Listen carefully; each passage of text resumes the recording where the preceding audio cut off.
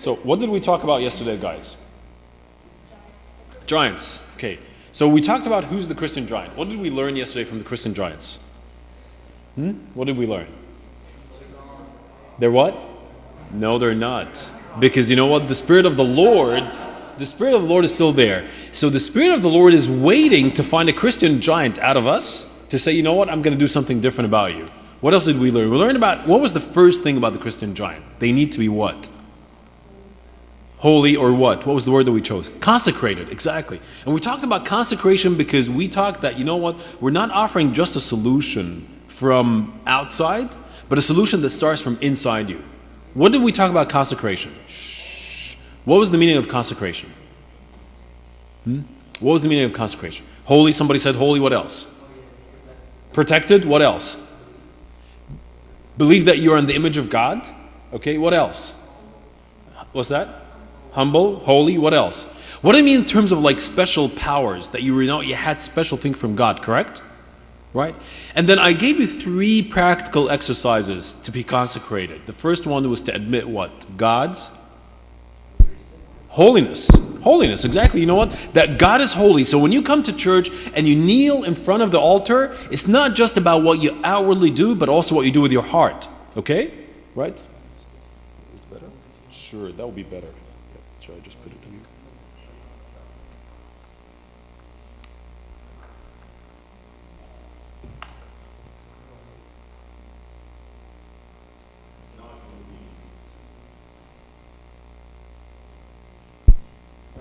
All right, can you hear me now? That's beautiful. All right, I'll be all over you guys. So number 1 was to admit God's holiness, correct? Number 2 was to admit God's what? Somebody said it. Purpose? No, purpose. Okay? God's purpose. That you know what? Whether that you're in your successes or in your failures, God is doing something. So you could attribute all that to chance, like it just happened, or you can think like, you know what? No, God had a reason. And then number 3, we talked about what? Having God's vision, eyes. Like when you're looking at something, when you're looking at things around you, okay, you're looking at them in God's eyes, not just your own eyes. So that was consecration. So now let's continue with the story. Because we talked about that yesterday, that you know what, a lot of people want to start a good start. A lot of people come out of these retreats, out of these things, emotionally very charged, and they want to make a difference in their lives. They want to make a difference in people's lives.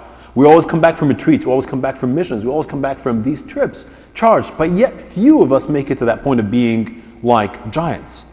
So what happens? Where do we fall? Where do things change? And that's what we're going to talk about today in 2 simple talks. The first one is going to be the importance in the giant of discipline, okay? And when you look at discipline, you kind of ask yourself the question. A lot of people come and follow Christ. A lot of people, when Christ calls them and tells them come, they just follow him. But then a lot of people after that turn their back and they fail. And that's the big question we're going to ask ourselves the question today. Why do people turn their back on Christ? When you look at actually the Israelites, they couldn't get over the taste of sin. So the Israelites, just try to imagine yourself. And always when I tell people these stories, I don't want you to listen to a story and just like, you know what, hey, just reading a story. Live the lives of the people. Think in the way that they were thinking. Look at the Israelites at that time. They were in Egypt under bondage. They were slaves. They were having the worst time. Their sons and daughters were killed. In fact, the first time, you know what, they took their sons and they were going to kill them at that time. Okay, how did Moses get into the water? Other than Pharaoh was trying to kill all the firstborn or all the boys of the Israelites.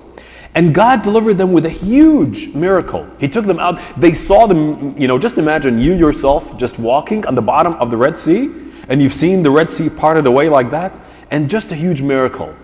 Like how can you even turn your back on God? You've seen a miracle like no other has done that. But yet you look at when they went to the wilderness, look at the way they started to complain. Isn't that pathetic? They told Moses, we sat in the land of Egypt, we sat by the pots of meat, and when we ate bread to the full. So people could not even get to forget the taste of sin. Like they would prefer to go back to Egypt when they were slaves and in bondage and eat than be free. They would tell God, is like, you know what, I don't really care that you've parted the Red Sea. I don't really care that you've done this miracle. I don't care that I've seen Pharaoh and his soldiers being killed in a second. But I could just remember what? A pot of meat. That's a problem. So some people get emotionally very high with God, but sometimes the taste of sin, the bondage of sin, overwhelms them at some point. So that's something that's why people fail. That's one kind of people. Another kind of people think of Christ as, I call him, a cosmic Santa Claus. That, you know what, they think of God as like, you know what, you provide for us. As long as you're giving me food, money, shelter, education, health, family, friends, fun, and joy, things are cool, things are fine, I love you. But once things turn back, you know what, then I'm not really too happy. We think of God as like, you know what, the Santa Claus of all time, that he's got his grab full of gifts and his gift to each one of us. And that's what the reality is, that, you know, time like actually after the miracle of the 5 loaves and the 2 fish, something very interesting happened. Right after that miracle, the next day Christ saw the multitudes just coming over and just following him. And he saw, you know what, there are like a lot of people coming over to see him. And he said, you know what, guys, you seek me not because you signs, but because you ate of the loaves and were filled. That's really hard. So it's not because you're coming for Christ, you're not coming just to kind of seek Christ, you're not coming to seek a miracle, like even him to heal you. You're coming because, like, you know what, I want to eat, feed me, okay? So that's one of the other problems, is that people sometimes look at God as like, as long as I'm healthy and I'm successful at school, then you know what, I'll be fine, I'll follow you. But when you stop providing, you're not my God anymore. So the only reason why they were there at that time was not because they were looking at Christ, they were looking at the bread. And the reality, I'll be very honest with you, a lot of us as Christians, okay, have that mentality. As long as things are going well in our lives, we're okay with Christ, and we will follow him. But when things turn bad, we'll not follow him. Can such an attitude make giants? Absolutely not.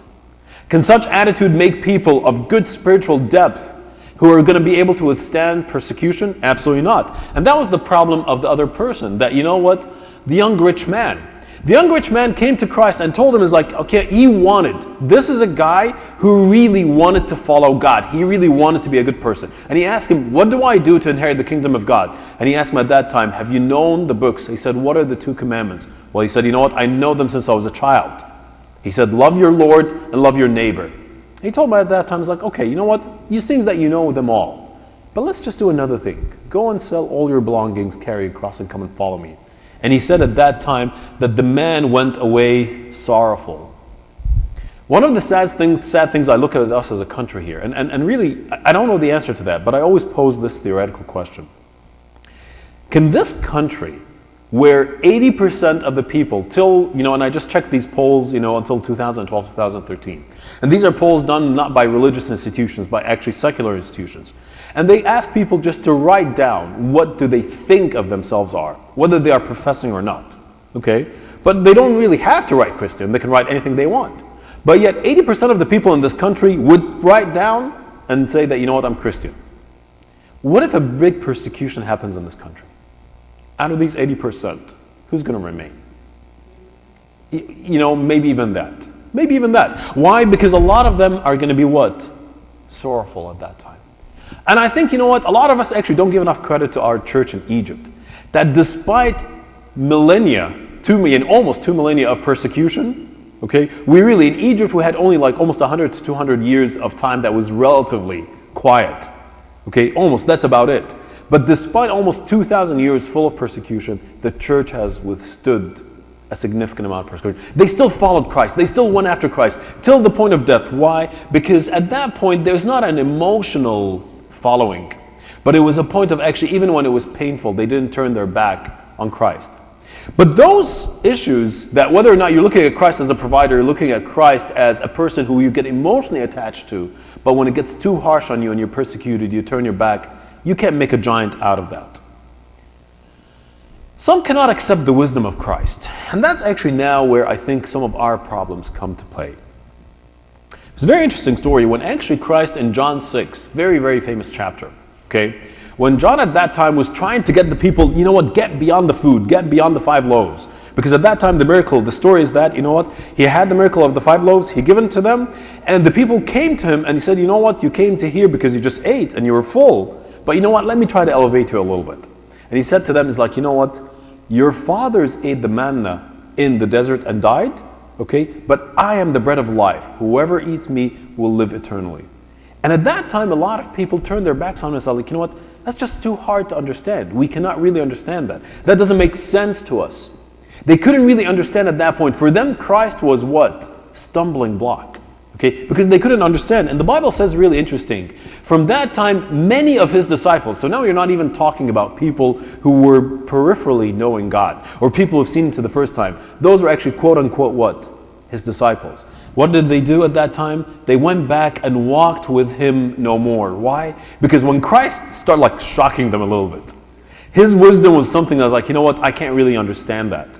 And they said, you know what, I'm not playing. I'm out of here. Okay, and his disciples turned his back, and he went to the 12, okay, and he actually told them, do you also want to go away? So even Christ himself was like, I won't say a bit offended, but it's like, you know what, he didn't, like, you know what, so now you're turning your back against me? And he goes to the 12, it's like, do you want to go away? And at that time, Peter said, to whom shall we go? We have no one but you. We have no one but you. And at that time, they stayed. But the problem, you know what, nowadays, is that people don't accept the wisdom of the church. How can you make giants? How can you be a real giant in the faith and be outside of the church? Some people, when they come and when you tell them, for example, you know what, the body and blood of Christ, that's too hard to believe, too hard to understand, okay? And it becomes a stumbling block.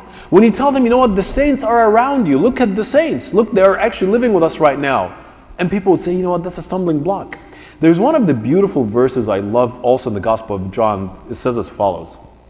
Blessed is he who is not offended by me. Blessed is he who is not offended by me. And I find that right now, as a Christian living in the United States in the 21st century, I find this is actually sometimes really true. I get a little bit uncomfortable with Christ in public. I get a little bit uncomfortable, not offended, but you know what, almost I'm ashamed to say embarrassed. Okay? But that's the reality. God said that. Blessed is he who's not offended by me. Why? Because the world, that's what actually St. Paul said. Because what? The cross at those who are perishing is what? Is ignorance. Is ignorance. But to us, the believers, is what? The sign of life. Is the sign of salvation. So from 2,000 years till now, when people look at the cross, they say, who is a foolish person to put himself on the cross for people? But for us, we say, you know what better love than what can put himself for others? So as the giants, and you know what, here's something, let me tell you, because we talked about when people turn their back on God. When you're disciplining yourself, this is actually a point of discipline. Can I discipline my mind? Can I discipline my emotions? Can I discipline my intellect? Can I discipline myself that's telling me, like, you know what, fight back, just resist back, you know what, argue. And say, you know what, discipline myself is like, you know what, there is a point of tradition that the church is giving me. I may not fully understand it, but I'm disciplining myself to obey and follow in the people that came before me. Or would I say that, you know what, I'm smarter than you. I'm smarter than the people before me. I'm smarter than generations. I'm smarter than Athanasius and Cyril and Dioscorus. I'm much smarter than those guys. I'll figure it out my way. So if we get stumbled in the wisdom of Christ and the church and don't discipline ourselves sometimes to accept when the fathers of the church tell us, like, you know what, come and stick around for Tasbihah, come and stick around for Al-Hajj, come and stick around for Good Friday, because you know what, slowly by slowly you will change. Stay within the church, don't go astray by yourself. That's a wisdom. If you don't discipline your rebellious nature, how else can you grow?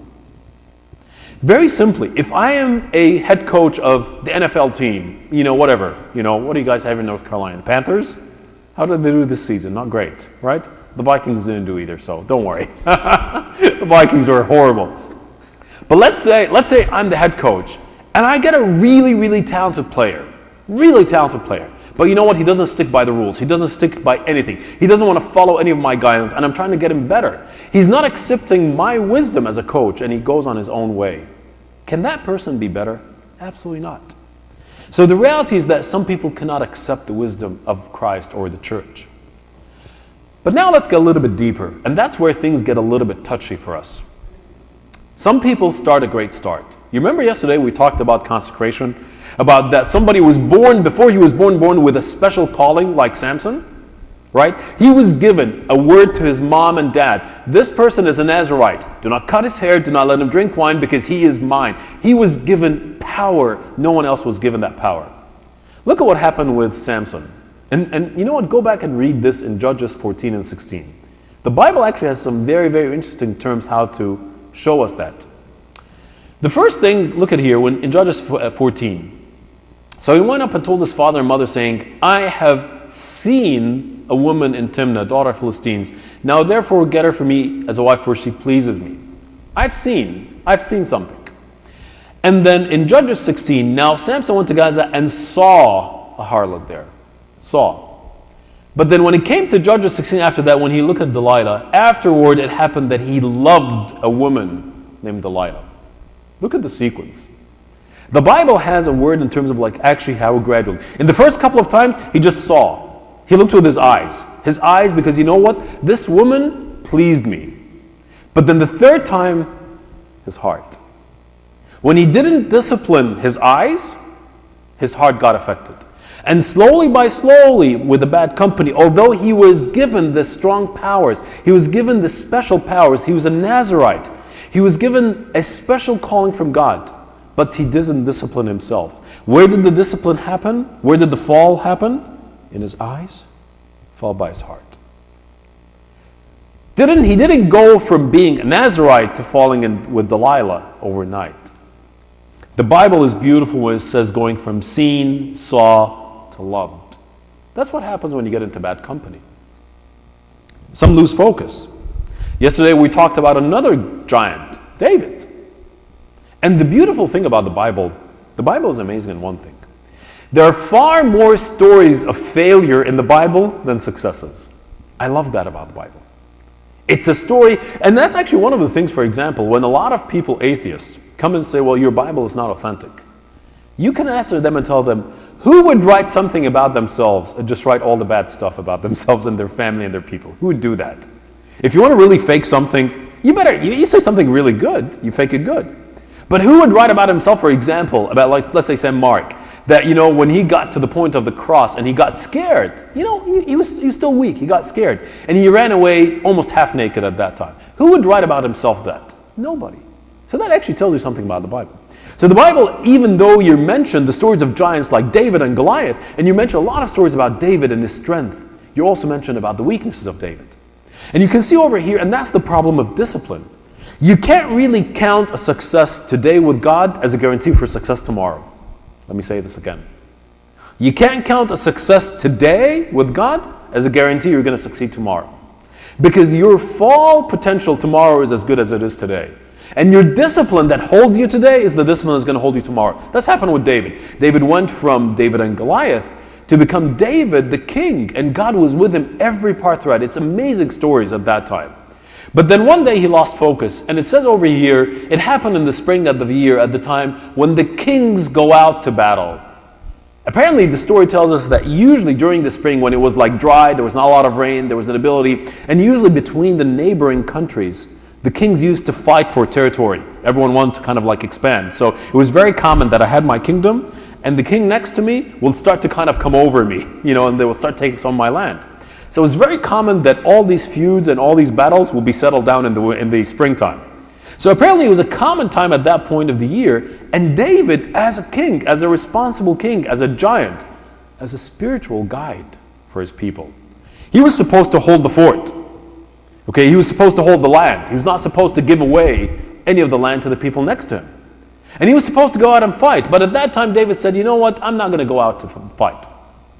Whether he was tired, whether he was bored, whether he decided, you know what, it's not my job. And he sent Joab, who was his army major, his chief at that time, said, you know what, you go and fight. I'm not going to go and fight. And then, you know what, he didn't have anything to do. He asked the question, well, if you're the king and commander and you don't go to fight, what else are you good for? Good for nothing. If that's your job, you're good for, and you don't do your job, you're good for nothing. So then he said, you know what, I'm just going to do it and destroy it. But David remained at Jerusalem. And it happened one evening that David arose from his bed and walked on the roof of the king's house, and the rest is history. You all know the story. The issue at this point is not the story of him sinning at that point. The issue is what happened before the sin.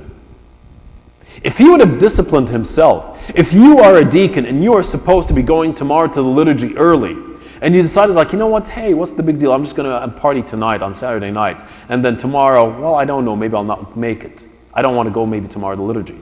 Well, you are kind of not doing your role in your discipline, and all of a sudden, you're susceptible to sin. If you're a servant and you decide you know what, well, I'm not teaching today. Okay, and I don't necessarily have to go. Although a lot of times I tell people when they're not teaching, it's your primary role at that time to be praying for the person who's teaching the lesson, to be there for the kids. And he decides like, you know what, I'm not going to go. Well, trust me, at that point, it's exactly as God told Cain, that you know what, the devil was waiting for you outside. He's waiting for you, okay? Why? Because you've not disciplined yourself in what you need to do. You lose focus. So whether it is that you were in bad company like Samson, or whether you lost focus like David, at the end, you as a giant going up, your way and path has become stalled. Some hide a small sin. Some hide a small sin. Whether that sin is of stealing, whether that sin is of cheating in school, whether that sin is of, problems with internet, with web pages, problems with swear words. You know what, like when I go in front of my parents and all that, things are fine and things are cool, but I'm using a lot of swear words. It's a small sin that I don't necessarily want to share with people. But trust me, when you look at actually now the people of Israel, when they were going through the promised land, they were meeting a lot of mighty armies and mighty cities, and God was making so many miracles with them. They were giants at that point. In fact, when you look at the story before they went to Jericho, go and read in Judges what Rahab said about the people of Israel. He said, because we've heard of your reputation. We've heard that you guys crossed the Red Sea. We've heard that you guys crossed the Jordan. We've heard of you guys actually taking out cities. We've heard of you. All of a sudden, it became the enemy talking of you as the giant. And that was what happened in the story of Jericho. But then right after Jericho, just one man, just look at how small a sin could destroy a complete campus. One man did something that angered God. At that time, God told him, do not take any of the goods from Jericho. But one man looked at some silver and some goods and possession and said, you know what, I'm going to go and hide it. So he just put it in his pocket. And then he went to his own tent and dug in the ground and just hid them there. And then the next war, they went from a city as big as Jericho to a tiny city called Ai. Tiny city. It was like, even they didn't think they needed the whole army to go out. They sent only 3,000 people at that time. Okay? And they were just absolutely obliterated. And Joshua at that time got so mad because all of a sudden he felt kind of shaken because God promised him to get to the promised land. And God was there in Jericho. It's like, logic would tell you if you're there with me in Jericho, which is the very tough city, you'll be me there, you'll be with me and I. And he went and almost was yelling at God and crying at God, it's your fault. And almost God would say back to Joshua, why are you screaming at me? Why are you screaming at me? It's like, that's your problem. Israel has sinned. Okay, so somebody has taken something. Look at this. Therefore, the children of Israel could not stand before their enemies. That's a problem of giants. That's a problem when you're growing. That's a problem when you're actually going strong in the church. You could be getting very close to God. You could be getting very close in your biblical reading, getting very close in your service, getting very strong in your vision of how you would be a Christian leader, becoming even a spiritual giant. But one sin, because you're harboring it inside you, can cause you to lose the blessing, can lose the strength. You cannot stand before your enemies. And all of a sudden, that giant just crumbles. So some people lose focus. Some people get with bad company. And some people sometimes have a small sin. But that's the reality. You know what? As giants, you all want to start. But then you go on your way, and then we all fail. So the question is going to become right now how we stop failing. So what word would you describe discipline? I want to hear from you guys. If I tell you right now, discipline, what word would you use as a synonym for discipline? Give me anything. Say again? Focus, okay, what else? Civilized, responsible. So discipline means being responsible. What else? Hardworking, what else? Management, okay, what else? Training, okay, what else? Integrity, I love that, what else? Consistency, yes. A disciplined person is a person that actually has a consistent pattern of what they're doing. Okay, they're not fluctuating. What else? Any other words? So I'm going to choose some words actually, which it adds to all what you guys are saying, but I actually look at it from a biblical sense. Discipline is a race. Discipline is a race. You know, Rami and I actually have shared sometimes thoughts about marathon running. So I was a lazy athlete for all my life. I hated running. I was always like a soccer player. I was always like, racquetball or squash, but never running. Because I always thought, I was like, you know what, it's like, why do I need to do this? And then somebody told me, that running, marathon, is for the toughest of the athletes. Because it has an endurance element in it. I said, you know what, okay, I'll try it. So I ran, like first day, all right, I'm gonna run. And like a mile and a half, and I was done. And I said, you know what, that's just pathetic. Because I thought of myself at that time, I was like, you know what, I'm athletic, I can do this. But after a mile and a half, it's just, I couldn't. But I slowly started to train myself. And it's like, you know what, that 1 mile get to be 3 miles, get to be 5 miles, get to be 8 miles. And then I remember I met Rami, he was visiting us. I said, Rami, because at that time, you know what, here's the interesting thing. Always when you're trying to get to that point of a giant, almost commit yourself to something. So actually I signed up for a half marathon in October, and I said, you know what, I'm gonna run no matter what. I'm gonna do this 13 miles. This was even beyond any of what I've ever done in my life. But I said, I'm gonna commit to it. And I think it was about like maybe 3-4 months before it, and Rami came. I said, Rami, I can't seem to get beyond the 8 mile. Like I get the 8 mile and I can't do that. So Rami gave me some great ideas about cross training that made a big difference. And eventually I ran the 13 miles. And I had knee surgery right after that. So it was like not the greatest thing. But in this training, I really learned the point of discipline. Why? Because I had to, you know what, you talk about fasting. To eat well for a marathon is far harder than fasting. Because you have to be extremely careful about what you eat, the kind of food you eat. You know, your tummy might hurt so bad after certain food that you eat. The timing, it was unbelievably more than fasting. But the amount of discipline, and if I skipped some trainings, I would feel it in my body. But then you look at this, so with this background, you look at what St. Paul said, okay? You know, that nobody runs unless they run in such a way that you may obtain it. And you think about this. Why would I go and put my name and register for a marathon unless I want to complete it? Would you even do that? If you go and say, like, I'm going to put my name in there and I'm just going to go and run maybe 5 miles. I'm not going to finish 13 miles. Nobody would do that. But we all do it to obtain. We run in a way to obtain. And he's asking, they do this for a perishable crown. I did this for a nice medal that I still have, like, you know what, my only half marathon that I ever ran, and I love it. Okay. But it's a perishable crown. Oops, sorry. Okay. Well, therefore, I have to do it for an imperishable crown. Therefore, I run not with uncertainty. So discipline is a race. You know you have to train yourself. And you know that training, you know, for that half marathon, it took me 6 to 8 months of continuous, non-stop discipline and training. Just imagine, and that's for a perishable crown. Just imagine for the kingdom of God. So discipline is a race. Discipline is a war. Discipline is a war. But one of the things that actually St. Paul said, that you know what, I fight not as one who beats air. You would think that when I'm disciplined, okay, you know what, I'm just getting ready to have a matching box with somebody, okay, and I'm going to discipline somebody. But that's not the reality. When he talked about discipline, he said talking about what? My body. My body. Nobody goes and fights with someone unless they have fought with themselves. There's always a beautiful story they talk about David. We all think of David, as when I say David, people tell me, yeah, and Goliath. Who did David fight? Goliath. But we always forget that he fought 2 characters before Goliath. Or 2 things. What were they? Lion and the bear. The church fathers say the lion and the bear was his internal battle. It was his internal battle. He couldn't get to fighting Goliath until he fought with the lion and with the bear. That was the internal battle, because he felt at that time the security of God's hand with him.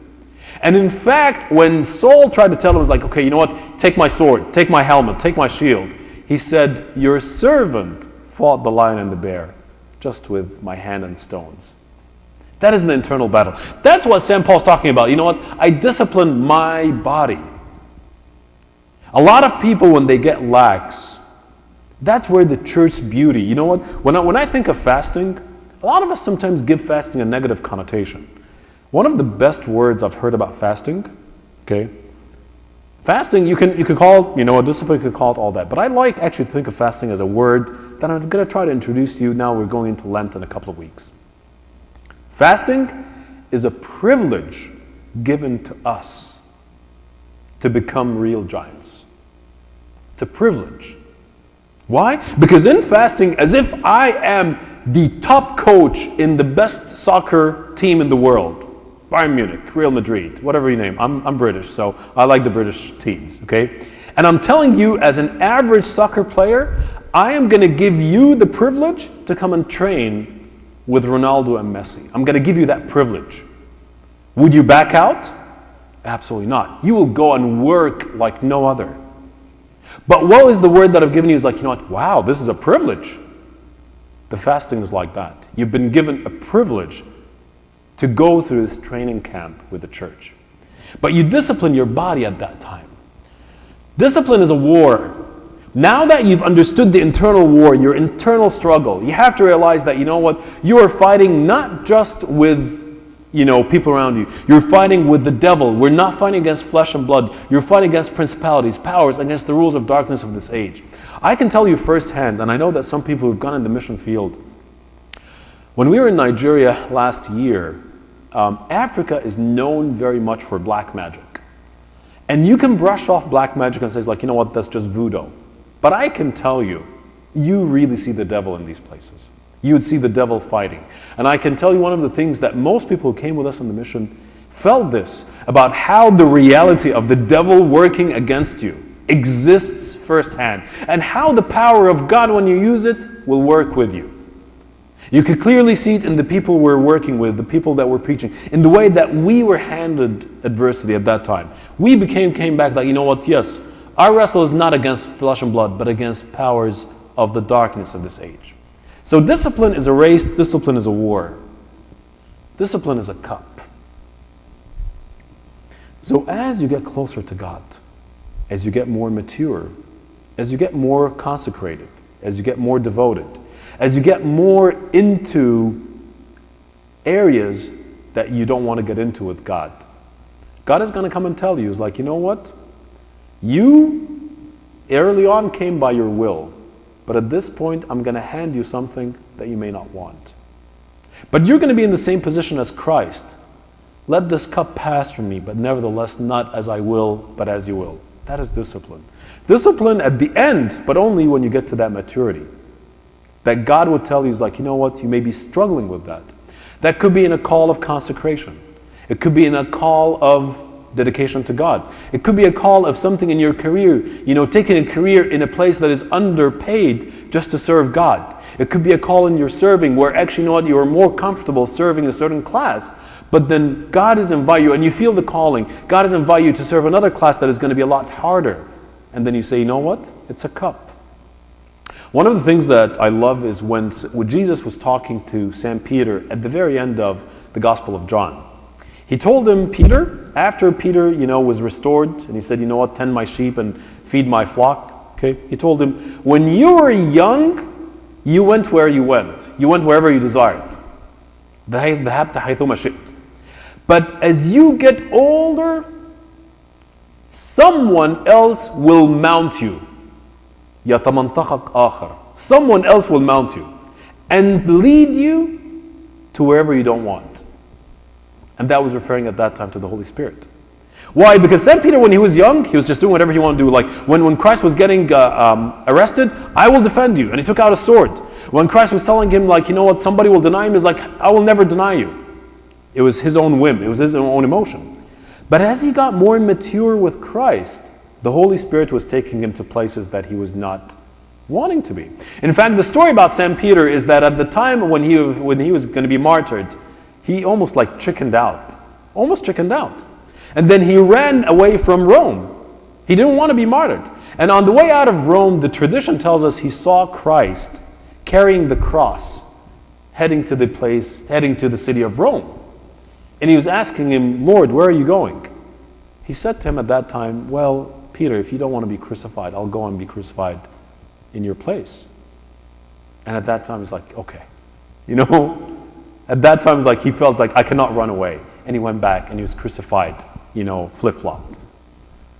But this is the point. It's like, you know what? It could be a cup at some point that we say, you know what? I want it to pass. But discipline is when you tell yourselves, like, you know what?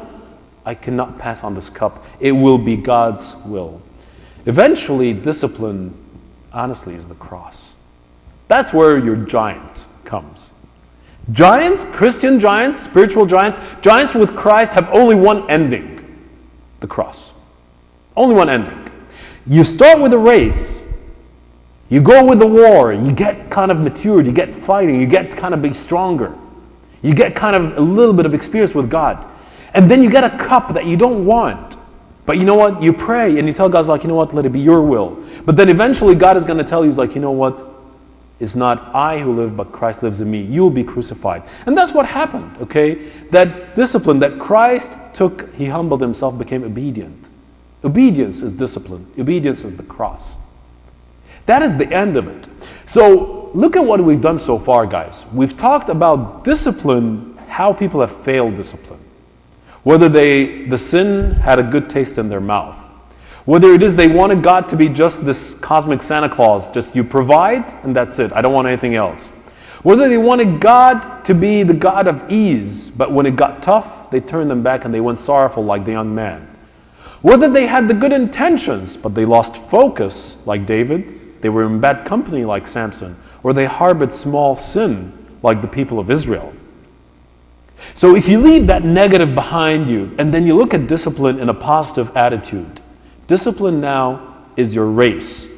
Discipline is your war. Discipline is your cross. Discipline is your cup.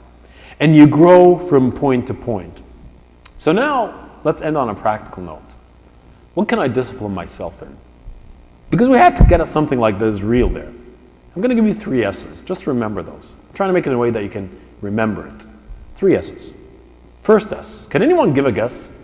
What would be a word in S that we discipline yourself in? Because you know what? I might take some ideas and put it in the next talk. So, Strength. Okay.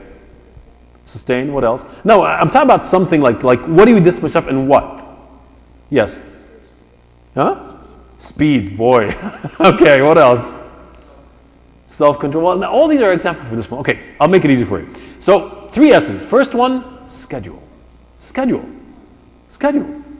When I look back right now at our time, we have no sense of time. We have no sense of our control over time. There's no discipline. In fact, I remember very, very well one of the fathers in our church.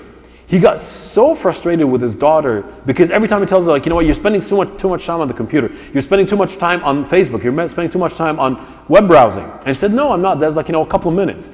So we installed on her computer without her knowing, I'm not saying that's what we should do, but without her knowing, a software that tracks the number of time, the amount of time that you spend on there. And after 2 months, he just gave her that report. And the average amount of time that she was spending on the internet in any given day was 2 hours and a half. Between the morning before she goes to school, when she comes back and before lunch, and then later after her homework, 2 hours and a half. And yet when he tries to tell her to read the Bible, she would tell him the first thing, I don't have time. Absolutely. The amount of time, and then right now it's just unbelievable because you know what? You hold any of those phones and you have it in you there. The amount of time that you can spend on gaming, the amount of time you spend on chatting, the amount of time you spend on fooling around. We have no discipline in our time. But when you look at actually Christ, so one of the things I'm always amazed, and honestly I'm very humbled because I don't even still fully understand it, but that's the point of what we're talking about today, about the humanity of Christ and the divinity of Christ. How can Christ, God, the Creator, why would he need to spend all this time in prayer? The answer that we always give, because you know what, he needed that time to be in communion with his Father. Okay? But the word says that he's praying. It's like, wow. لَمَّا أَنْتَ رَبُّنَا, and you're putting all this time in prayer. What should I do? But look at here. Now in the morning, having risen a long while before daylight, he went out and departed to solitary place. In fact, one of the things we always tell al-Khuddam, before he named the 12, it was said he spent all night long in prayer. Before he named the 12 disciples. Unbelievable. You look at here, you know what? See you and then you work circumspectly, redeeming the time. To everything there is a season and a time for every purpose under heaven. I always say to people, you know what? Just do it. We always complain about our time, but But I can tell you, when we complain that we don't have time to serve, no time to pray, no time to read the Bible, no time to contemplate, no time to take a bit of meditation with God, you know what? We're fooling ourselves. Just do it. The reality is that we have no discipline over our time. We have a crazy time and we have no discipline over time. But that's the reality. Is like, I love this quote. Great men are defined by what they do in their free time. Great men are defined by what they do in their free time. Giants are defined by what they do in their free time. Why? Because when you're at school, you're forced, whether you like it or not, to be at school. When you're at work, well, I got to earn a living. Yes, you can combine a career passion with that. But reality, most of us define our greatness and our giantness by what we do in our free time. Why? Because in your free time, you have the choice to do with it what you want to do. If you choose right, you'll end up with a good result. If you don't choose right, if you don't discipline yourself, you'll just squander the time.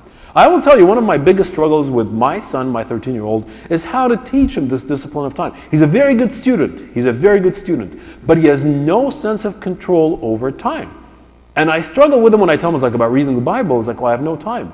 And then we had to really go into details. Are you disciplined in time? So that's the first thing. Discipline, first S, your schedule. Second one, solitude. It's been said about modern 21st century men, we are so scared of silence. We're so scared of silence. We cannot be alone. In fact, when you go to retreats and they have, let's say, a quiet time, and everyone in the quiet time is sitting with the earbuds in their ears, okay, and listening. Maybe they're listening to Alhan or something like that. But can anyone even stay in complete silence? So why am I showing you this? So this is actually a very interesting room. This apparently is in Minneapolis, Rami.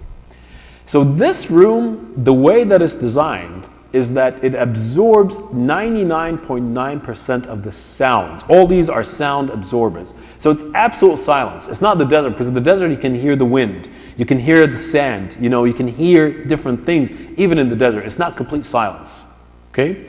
This chamber is actually what they call complete silence. You're really not hearing anything.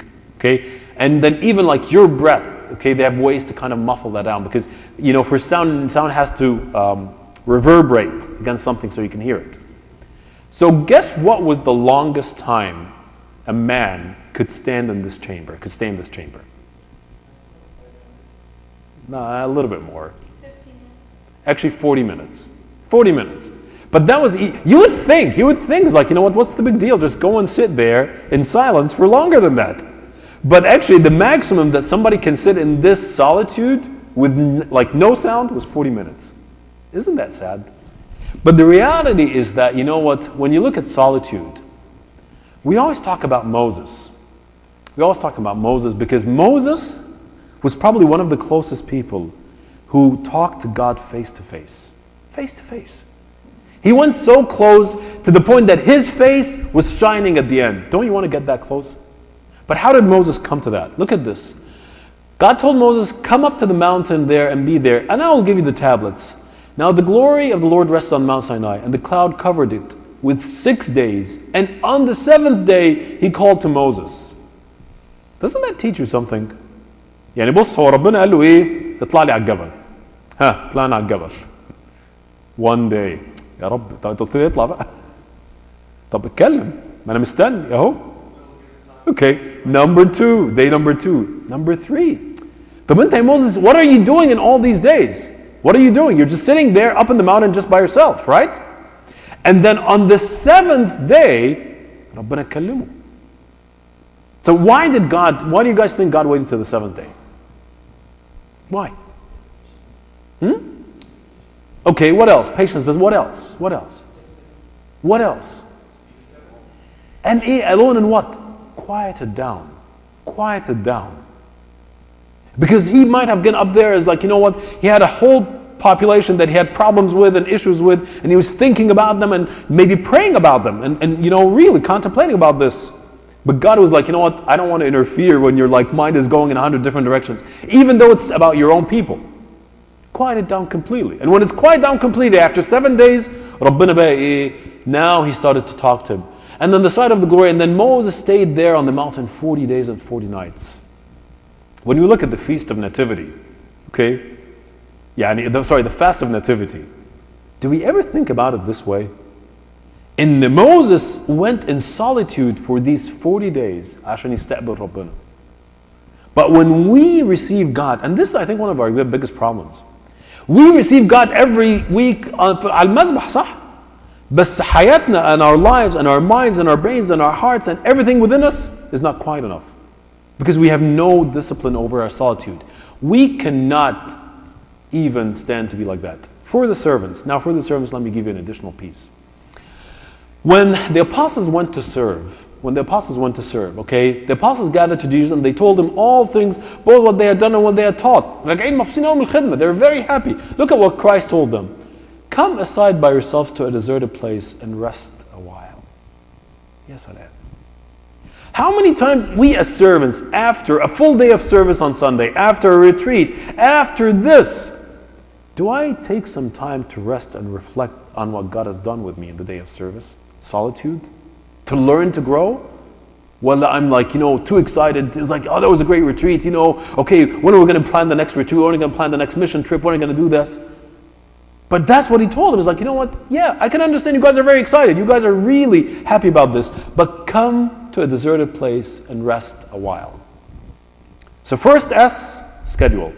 Second S, solitude. Can anyone guess a third one now? Now you think, know what I'm talking about? And something actually it has relation to what we talked about yesterday in consecration. Sanctity. Sanctity. Sanctity. Discipline in sanctity is the discipline where Samson fell.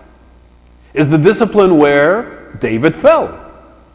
Why? Because they did not discipline their eyes. You remember when I was talking about Samson? He started by seeing, he ended up by seeing, and he ended up by what? Loving. Discipline yourself in sanctity. And it goes back to the consecration yesterday. If you think of your life, if you think of your body as a temple of God, you cannot desecrate the temple of God. It was said, you know what? Guard the good treasure entrusted to you. Hold fast to what you have. That is your sanctity. We always tell, you know what? I wish one day, يعلم ربنا, أنا أبونا يمكن يعني يوافقني في دي. One day إن إحنا, after we're done with the liturgy, no social time, no social hour. And people will just go home and reflect and hold guard that sanctity. How many times we take the Eucharist and just because we're not careful about that sanctity, whether it is in what we think, what we say, what we see, we just lose that effect. We lose that effect. How can we expect ourselves to become giants at the end when we're not disciplining ourselves in that? When you look at the sanctity, it's always like be careful with little things. Be careful with little things. I love this song, I don't know if you guys watched the movie Courageous Men. Okay, it talks about like the married couples and fidelity in marriage. But the song of the movie is a beautiful song. And they did it on the song, the kids song, oh, be careful little eyes what you see. Okay, or be careful little ears what you see. So actually it's a girl starting the song. And then the singer at that time, I think it's Casting Crown. But look at the words that they say at the end. Look at the words. Read those words. It's a slow fade when you give yourself away. It's a slow fade when black and white have turned to gray. Thoughts invade, choices are made, a price will be paid when you give yourself away. Look at this one. People never crumble in a day. People never crumble in a day.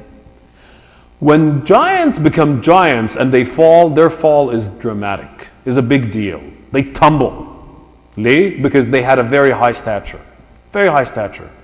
But the reality when we hear about it, like in the news, whether it is, I don't want to point fingers, but Catholic priests or even pastors who are embezzling money or churches who are going bankrupt because of this didn't start overnight. Yeah, well, they announced it in the news overnight, but this started like a while ago. When what? When thoughts invade, choices are made and price will be paid. So it's always the rule. People don't crumble in a day. Services don't crumble in a day. Churches don't crumble in a day. Families, a lot of you are going to start a lot of young families, don't crumble in a day. It's a slow fade. So how can you step back and be careful about this, other than that you have that discipline in sanctity. So to recap this talk, we talked about giants. We talked about the giants of Abraham, David, Moses, St. Paul, St. Peter, Pope Shenouda, Pope Kyrillos. We talked about yesterday how they started the positive thought of the consecration. It was a good start. But now you're on a path where the devil is going to try everything to distract you and just bring you down.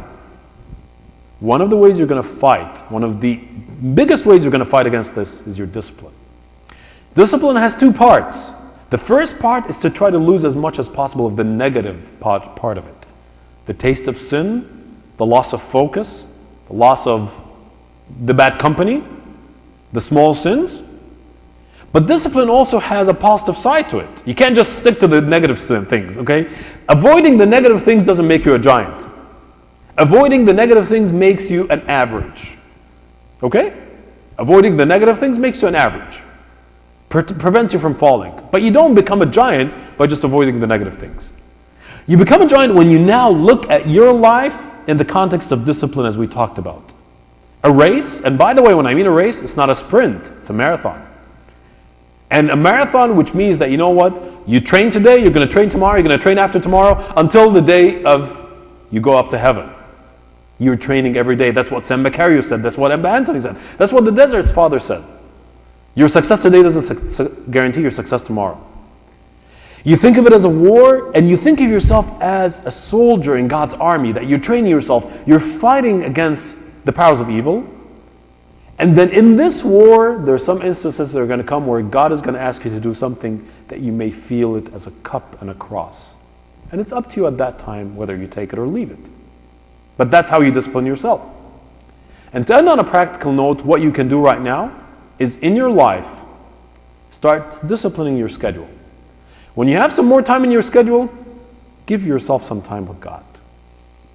Take your Bible, take your Agbeya, go inside to your room and spend time with your Father. So your Father who sees you in secret was said 3 times in Matthew. So your Father who sees you in secret will reward you openly. If you cannot discipline yourself to stay quietly with your Father, how do you expect to spend eternity with Him? It's not going to happen. If you can't put that little bit of solitude with God, do you even know Him? You know what hell is like? You know what hell is like? Hell is what is said to the foolish virgins. I do not know you. I do not know you. Why? Because you chose not to know me. We were talking about this yesterday. That was your choice. You didn't choose to, you chose not to know me. So I do not know you. That is hell. So if you do not put the discipline to solitude at this point to know God, you know, it might come a day you hear that. I don't know you. And that will be something really bad to hear. And then number 3, discipline yourself in sanctity. What has been given to you since your birth and baptism, what has been given to you on the altar, what has been given you in the church, guard it with your heart. Why? Because that is your sustenance of growth. That is what is going to make you grow. That's what is going to make out of you a giant. If you lose it, you've lost your resources, you've wasted all your energy. It's just like somebody who's got a full tank in his car, and just, you know what, he's put on park or put on neutral, and just, you know what, he's pressing the gas pedal. At the end, that gas tank is going to be gone. Has he gone anywhere? No. That's sometimes what I feel is what happens to us as Christians. We've been given a tremendous gas tank, but because we didn't do the right way, we didn't really guard our sanctity, we're just losing these resources. And we're not going anywhere. And God is going to come one day and tell us, like, you know what? Just like the story of the talents.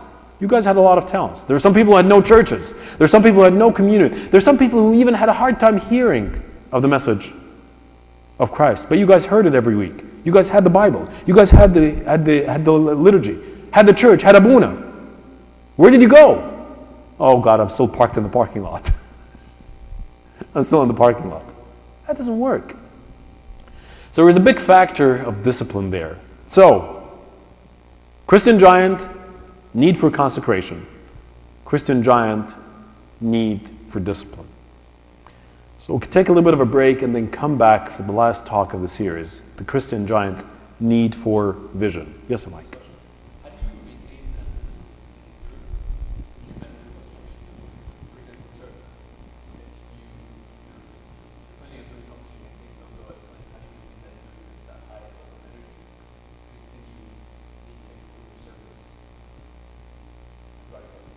Okay, that's a great question. So how do you endure that discipline when you meet frustration?